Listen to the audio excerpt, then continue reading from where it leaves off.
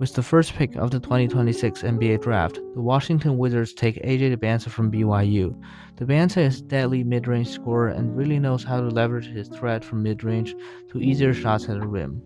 He's also a unique slasher with a ton of moves and gathers in his bag, while also creating advantages with his special stride length. He has also improved his ability to problem solve double teams, which is vital for his development. I think it would be hard for NBA players to guard him one on one, so he will create matchup problems from day one, and that's one of, if not the most important skill in playoff basketball. The Wizards are rebuilding with veterans like Trae Young and Anthony Davis, and they should take whoever's the best player on their board, which is pretty clearly AJ Debance to me. With the second pick of the NBA draft, the Utah Jazz take Darren Peterson. Peterson is a walking bucket who has an incredibly pure stroke and can get to his spots at ease. He's also a top 5 guard defender in this class who has incredible size and strength.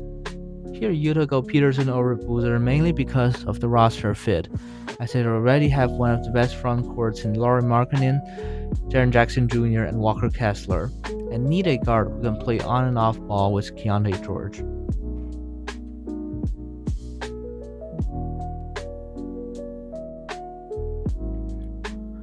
Memphis are in a good spot sitting at number 3, taking whoever falls to them, and in this case they take Cameron Boozer as they are looking to move into the post-Ja Morant era. As the best processors in this class, Boozer can be your floor general every time he's on the floor while creating mismatch opportunities and drawing double teams in the post. He's also an elite rebounder and floor spacer who has an incredibly high floor. Pairing Boozer with Zach Edey should be fun on the court.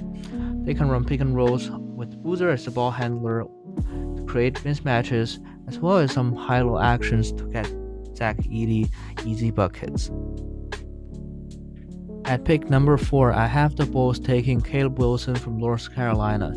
This is the easiest pick in the world because Wilson is clearly the best player available, who also fits in their draft philosophy of size, length, athleticism, and physicality. In the best case scenario, I can see Caleb Wilson develop into a more athletic Pascal Siakam who can create his own shot with footwork if the handle and shooting comes along. The floor of Caleb is somewhat lower than the top 3 as there are questions about his defensive consistency and shooting, but none of that should stop the Bulls from taking Wilson.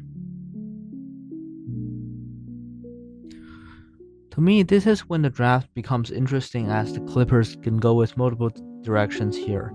I do have them taking Keaton Wagler, who is the best fit with Garland long term, while having a pretty decent floor.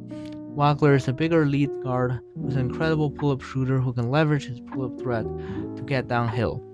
He's probably also the best or second best playmaker out of this group of guards from 4 through 8, with his quick decision making and ability to manipulate defense. I would also consider taking Akov and trade Garland because I think Akov has a real chance of being significantly better than Garland.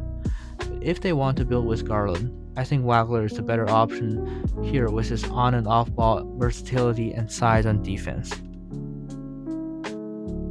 At number 6, the Brooklyn Nets will take Darius Akov from Arkansas, who led the SEC in points and assists on ridiculous efficiency.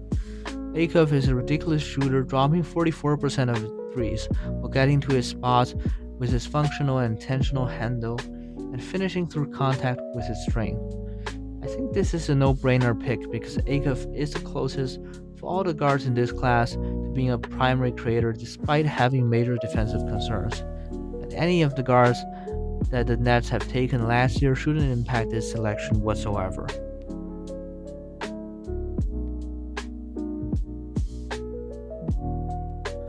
If I'm a Kings fan, I would be a little disappointed if the board turns out this way, as I do think there's a slight tier break between Akov, Wagler, and Michael and Flemings on my board.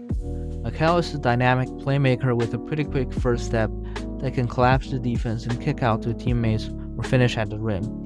He's also one of the best pull-up shooters in this class, who can pull up effortlessly from the logo with a lightning quick release. I go with Mikal over Flemings because I think Mikal has a slightly higher ceiling as the number 1 option for a championship caliber team, while I'm not sure Flemings has that yet.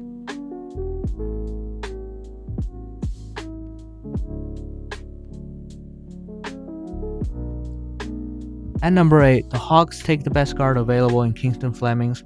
Flemings is an electric point guard with an explosive first step who can either get to the rim or rise up to his pull-up jumper from the mid-range. Flemings is also an underrated playmaker who constantly makes the right decision and is the best defender of this group of guards. I have questions about Fleming's shot diet and gathers and layups, and he's also a bit skinny, especially for a relatively smaller guard. I'm not an insider, but all the interviews I heard from the internet indicate a thoughtful and smart human being.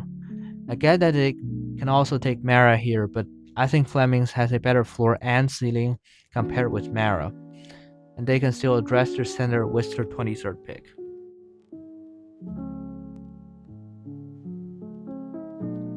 Dallas might be a little disappointed if the board falls this way because they miss on all the lead guards, and they take an equally good player in Braden Burris, who might not have the highest upside, but is going to be a long-time core surrounding Cooper Flag. Burris can dribble pass, shoot, and defend while being a special slasher with incredible positional strength and one of the best layup gatherers in this class. He's unstoppable in transition and has shown real potential to be a secondary ball handler with his ability to generate rim pressure and make solid reads, while getting to his pull-ups from time to time. There are rumors that Burris' representation wants to make him play in Dallas, as Burris have conducted very few workouts for teams ahead of Dallas. Whether this is true remains to be seen on draft night.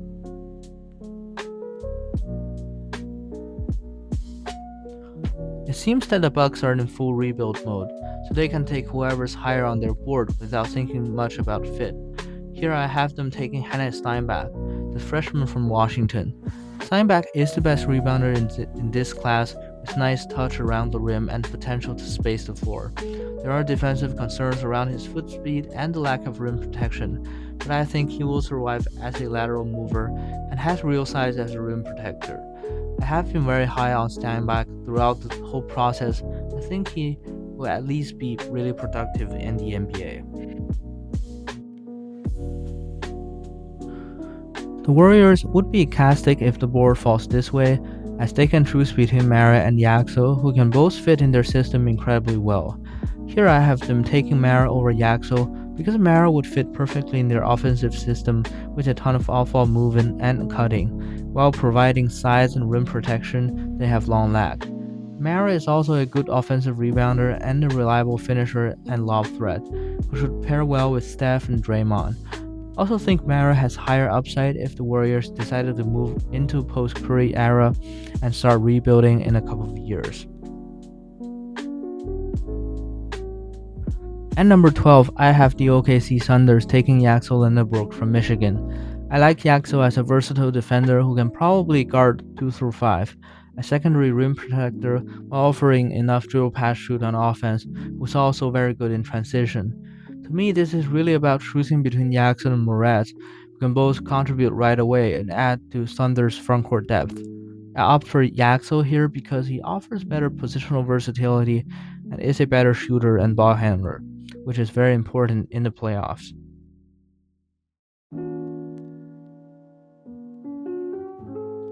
At number 13, I have Miami Heat taking Moritz Johnson, who is a 6'9 defensive forward with a near 7'4 wingspan, who can play both the 4 and 5.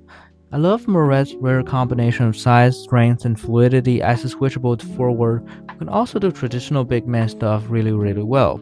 He can definitely play with both Bam Adebayo and Claire Ware, and has real potential to shoot it in the future, allowing the Heat to play 5 out.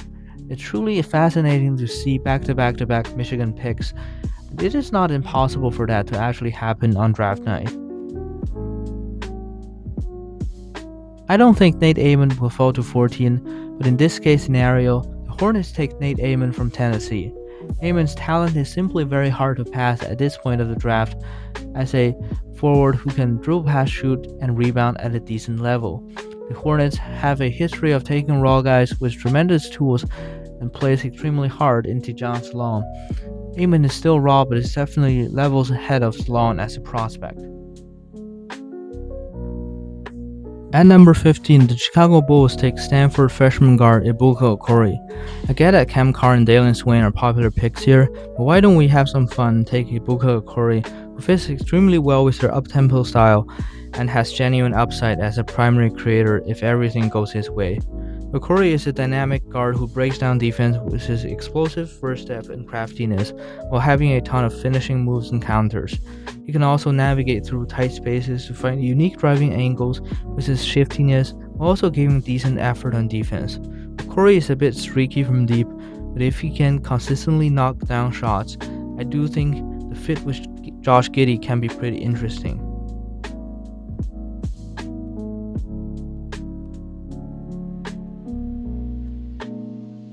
At number 16, the Memphis Grizzlies take sophomore guard LeBaron Philon, who averaged 22 points for Alabama this year, completely dominating the SEC.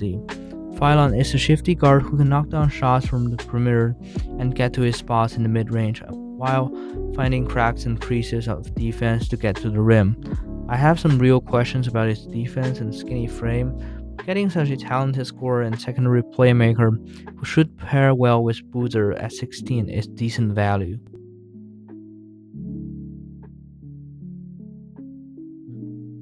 With the second pick of the draft, the Thunders take Dalen Swain, who is a jumbo size initiator and isolation scorer at 6'6", 6'7" with two-way potential. Swain has one of the highest ceiling outside of the lottery as a primary creator, and the Thunders can definitely add another ball handler in Swain. The only concern for me with taking both him and Yaxo is that there are two questionable shooters, but the Thunders have one of the better shooting coaches in the league in Chip England. They just tend to take their guy first and figure it out later.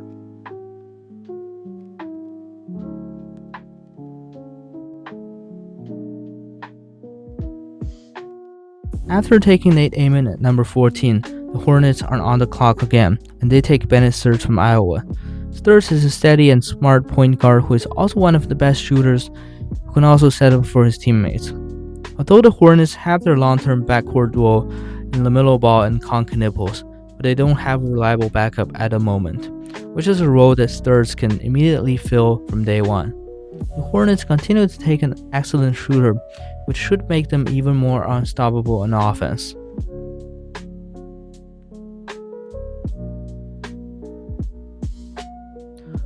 At 19, the Toronto Raptors take Cameron Carr from Baylor. Carr is an elite three-point shooter who can attack closeouts with his stride length and athleticism. Defensively, he's highly disruptive, but not super disciplined and can be a little upright. Adding Carr to the roster can help the Raptors address their spacing problems while potentially build one of the most rangy wings and forward groups in the league with CMB, Scotty Barnes, RJ Barrett, and Cam Carr.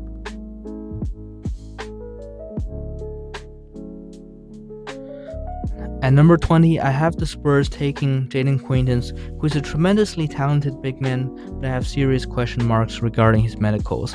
I think Quaintance is the best defensive big in this class if he's healthy, given his superb mobility, hip fluidity, and incredible length. He also has the size and athleticism to be a lob threat while displaying flashes of playmaking and face-up game. I'm not an insider, but it seems that the intel from teams are not very positive about his medicals, and he might fall much further than that.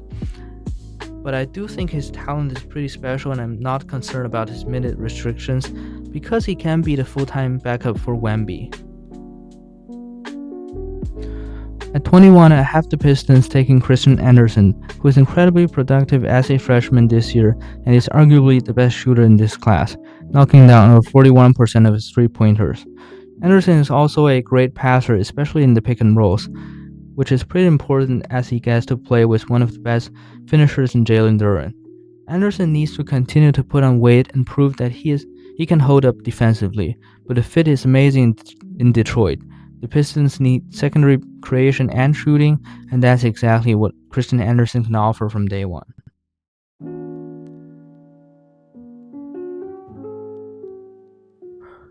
At number 22, the 76ers take Koa Pete, who have an NBA-ready body and can do a little bit of everything except for shooting. He's a good rebounder and defender and can get to his mid-range shots while cutting to the basket and finishing through contact. If the perimeter shot comes along, that unlocks his potential as a driver to attack closeouts and play bully ball. The fit with Philly is super clean because he will have a ton of space in the interior as a cutter, with Embiid spacing the floor and dropping dimes, while taking up some of the defensive assignments for Embiid. This might be a little too rich for Isaiah Evans for some, but I don't think so, and I do like the fit here in Atlanta, especially if they take Flemings at number 8.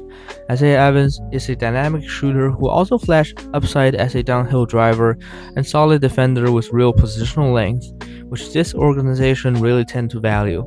I think the Hawks just need some more shooting, given that they have Dyson Daniels as their core piece.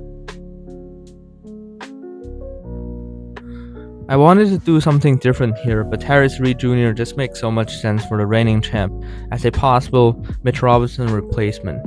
The UConn big man is a bulky interior presence who will be stronger and more physical than half of the NBA starting centers from day one. He's probably not the level of offensive rebounder that Mitch Robinson is, but he is a better passer and can provide solid rim protection.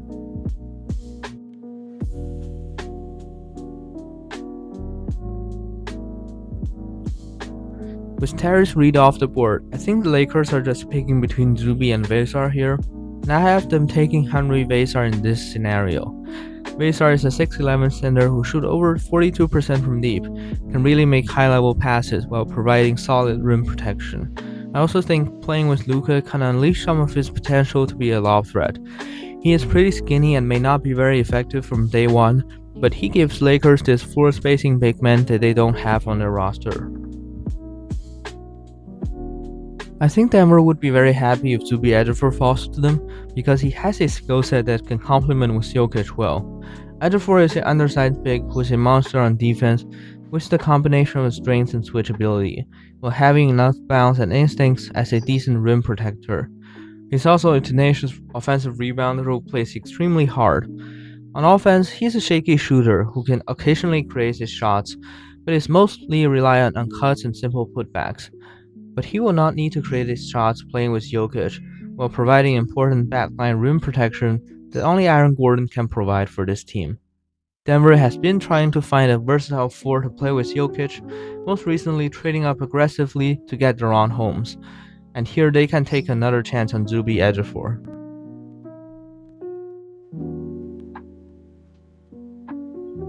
At number 27, the Celtics take Allen Graves from Santa Clara, who is a smart and disruptive defensive forward who can also rebound and space the floor really well. I have many questions about Graves, but I think the Celtics has been really deliberate about their roster building to play with 5-out rosters, and I can see them valuing Graves' ability to make quick decisions and shoot at his size.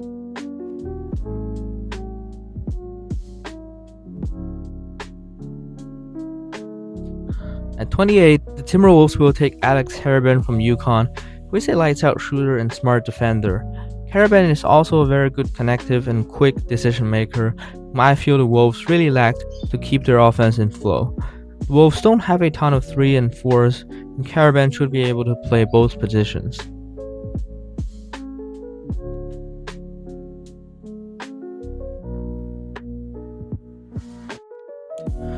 At 29, the Cavaliers take the big faller Kareem Lopez from New Zealand Breaker, who is a big downhill driver with an adult's body.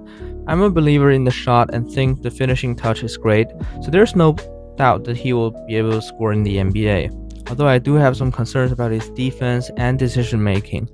The Cavs really need a frontcourt player behind Mobley and Allen who has size and can rebound the ball, and Kareem can definitely provide that. I wouldn't let Sinak slide past the first round, so I have the Mavs taking him at number 30. Sinak is a 2C forward who plays extremely hard on glass and can theoretically provide floor spacing and defensive versatility. He's still very raw and may be years away from making significant contributions, but the talent of a 6'10 big with his 7'5 wingspan who can move and shoot the ball as well as he does is very, very hard to pass. I think he also fits well with Cooper Flagg and Lively long term as a floor spacing big who have the mobility to guard different positions.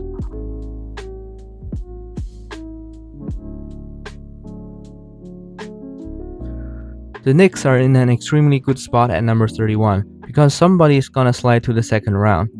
And in this case scenario, they take Joshua Jefferson from Iowa State.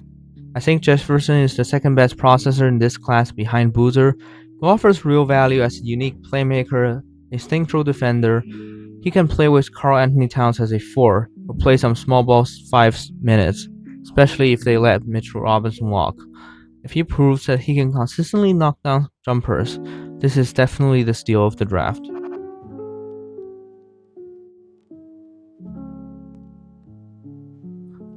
After taking Boozer and Phylon, the Grizzlies take Sergio De La Rey from Valencia Basket at 32, continuing to take the supporting cast surrounding Cam Boozer.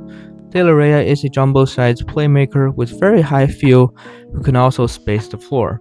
He might not be good enough to be a full-time primary ball handler and need to put on weight, but surrounding Boozer with another high-level processors who can space the floor is a luxury on offense.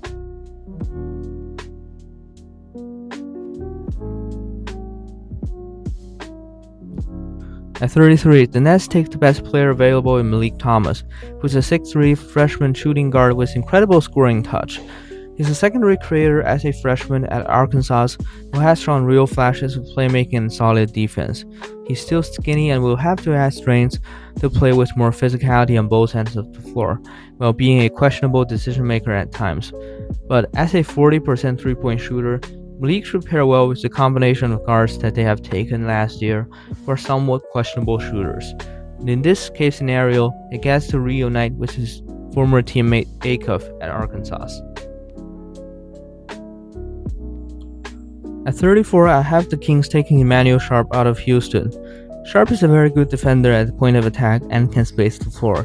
The Kings have previously invested in defensive guard Devin Carter, whose development hasn't went well, and they are still in need of a point of attack defender. Adding a tough defender and culture builder in Emmanuel Sharp should be beneficial for them long term. The Spurs are on the clock at 35, and they take Ryan Conwell from Louisville. Conwell is a 3-and-D guard with a strong frame who has shown some ability to take on a bigger offensive load this year at Louisville, though this will not be his role in the NBA. He's also a steady passer and a strong defender with potential to guard up the lineup. The Spurs have their own ball guard trios in Fox, Harper, and Castle. Adding Conwell should be a great fit as he can play an off-ball role as a floor spacer and plus defender.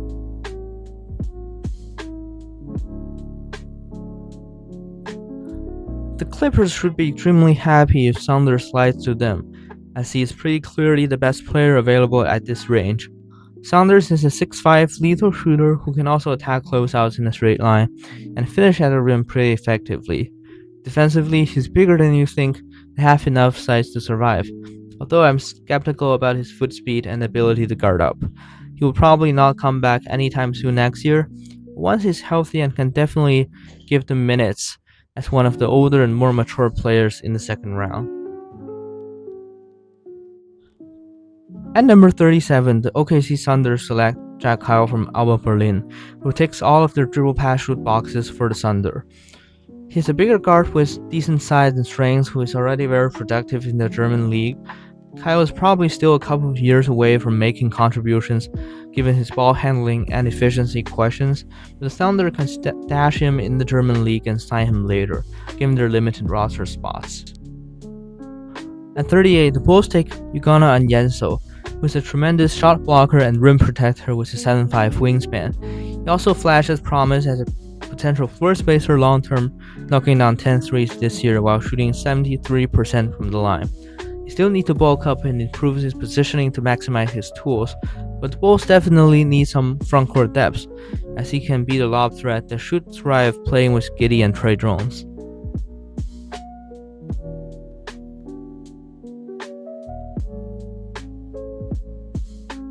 With the 39th pick, I have the Houston Rockets taking Purdue legend Braden Smith, who's a pick-and-roll master with an incredible pull-up game with shades of Chris Paul in offense. Smith is very small in defense, but will generally fight with decent effort, will bring the level of toughness to his game that Udoka seemed to value. Houston desperately needs some offensive power and a ball handler, which is exactly what Braden Smith can provide for this Rockets team.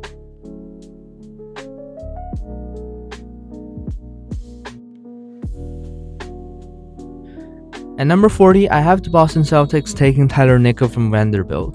Nickel is one of the best pure shooters in this class with his ability to hit movement threes and come off of all sorts of screens. Defensively, he's strong but doesn't have ideal foot speed. The Celtics value spacing, and if they ever decide to move off of the Sam Hauser money, Tyler Nickel might be a capable replacement, although the defense is not at Hauser's level. At 41, Miami takes Felix Oxparo from Tennessee, who's an athletic rim-running big man who can protect the rim on defense while being a genuine lob threat. Miami still needs some front-court depth after taking Morez, as they almost have nobody behind Morez, Ware, and Adebayo. Oxparo might still need a couple of years to bulk up, but he is one of the best bigs left in this range, compared with Bam and Ware, who can space the floor for him.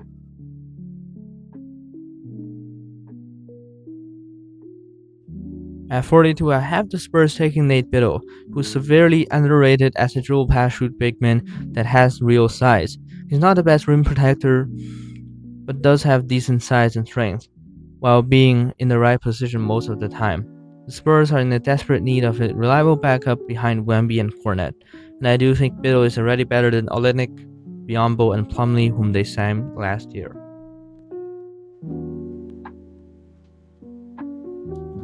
With the 43rd pick, the Nets are taking Trevon Brazile from Arkansas. Brazile is a 2C forward who can jump out of the gym and provide theoretical floor spacing and secondary rim protection. He might not be as ready as others in year 1, but the Nets have time to maximize his potential and develop him long term.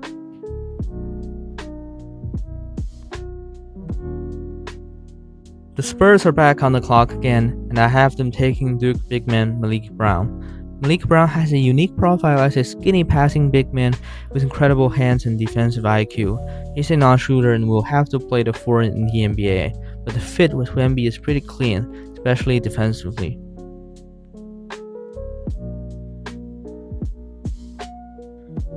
At 45, I have the Kings taking yet another guard in Quadir Copeland, who's a jumbo-sized point guard from NC State.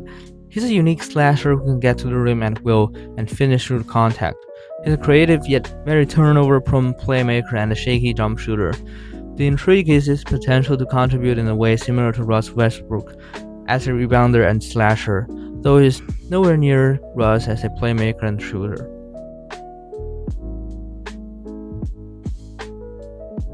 At number 46, the Orlando Magic take Bruce Thornton, who's an undersized guard with a strong build and can really shoot the ball from deep.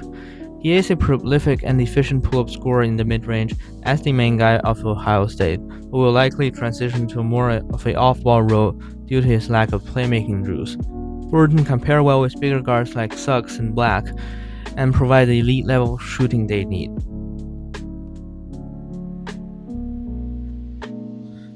At 47, I have the Suns taking Dillon Mitchell, who's a 6'7 wing with a 6'10 wingspan, who's one of the best point-of-attack defenders in this class and one of the most slept-on rebounders. The Suns have been drafting tough, high-level defenders in recent years, and it makes sense to continue with that route, especially if they are building with Devin Booker long-term. The only thing with Mitchell is that he is a complete non-shooter, but the Suns have not been afraid of taking questionable shooters in the past with Ryan Dunn.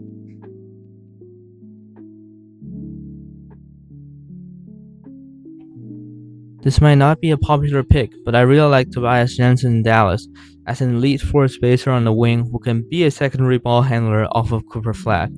They can also stash him overseas to add strength and improve his overall game before he's ready for the league.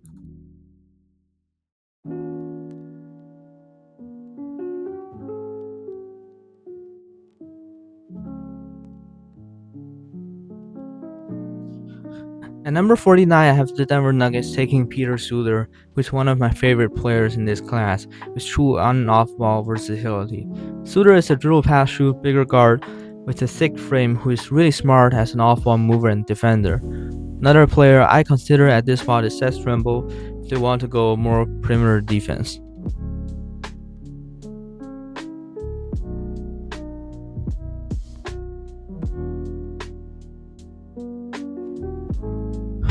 At number 50, the Toronto Raptors take Jacoby Gillespie, who is probably the most offensively talented guard left on the board. Gillespie is an elite three-point shooter with excellent touch who can also run pick and rolls at a high level. The concern with Gillespie is his skinny frame and defense. Toronto have those long wings and forwards to cover him up defensively.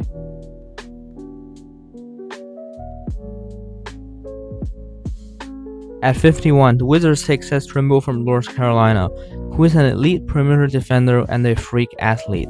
Trimble might have some trouble scoring in the NBA, as he's not an elite shooter or driver, but I do think he can carve out a Gary Payton II type of role as a defender and athlete.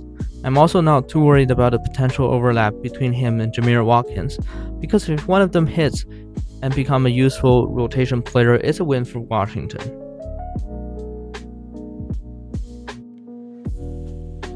After taking Richie Saunders at 36, the Clippers are on the clock again, and they will take Graham Ike at 52. I like Ike as a skilled big with decent size and elite strengths who can score efficiently on the interior. He's not a three-point shooter, but have enough touch at the mid-range to eventually develop into a reliable jump shooter, I think. The Clippers don't have much front-court depth, as neither Hauser recovers from his injury, so adding a player who can play both the 4 and 5 will be beneficial.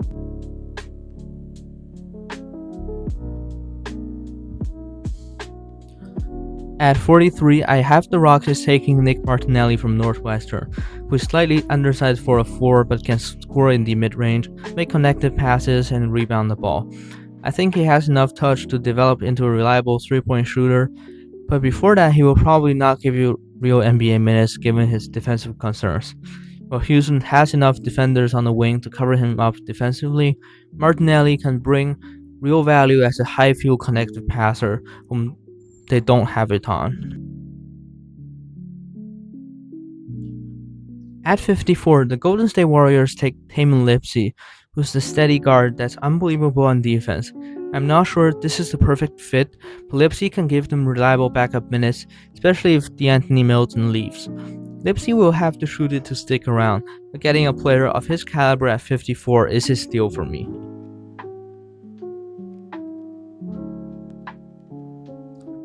At 55, the New York Knicks select Vyacheslav Shenkov from Lokomotiv Kuban, who shot 45% from deep this year.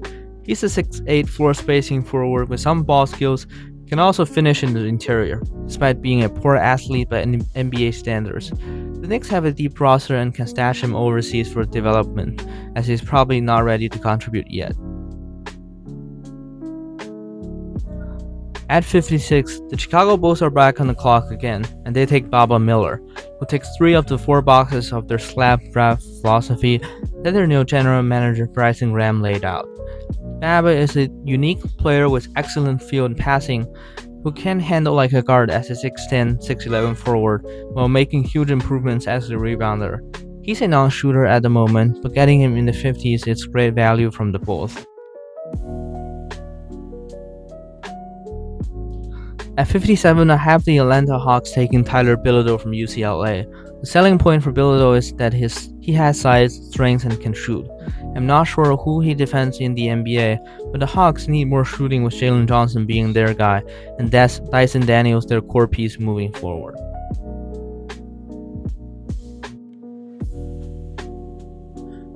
The Pelicans are probably on their way to a full rebuild, and they should just take the best player available at number 58, which means they take Jaden Bradley from Arizona. Bradley is a two-way guard who excels as a mid-range scorer and downhill finisher. They also don't have much depth at the point guard spot behind DeJounte Murray and Jeremiah Fears, so Bradley can give them some serviceable minutes. At 59, I have the Timberwolves taking Kylan Boswell, who's a pesky defender with decent strength. The Wolves need one more perimeter defender behind Jaden McDaniels and Jalen Clark, after getting offensive guards like Dosunmu, Terrence Shannon, and Bones Island. I can see Boswell crack into the rotation with his defense and versatility to play off ball if he can shoot at a reasonable level. With the last pick of the draft, the Wizards take Otega Oweh, who's an interesting on-ball creator at Kentucky this year, but will likely transition to a 3-and-D role in the NBA.